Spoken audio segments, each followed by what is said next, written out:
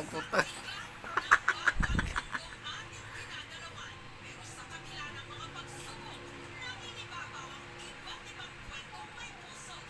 Hindi niya makuha kaya nasa likod. Nako, di wala na. Yan niya kunin, pero kinakunin niya yan. Si nagawa na niya siya eh.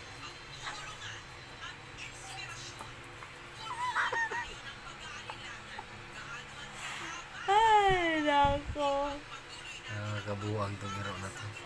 Tinan mo, nagdudududa pa siya ka, pasino pa. Tinusimot pa niya.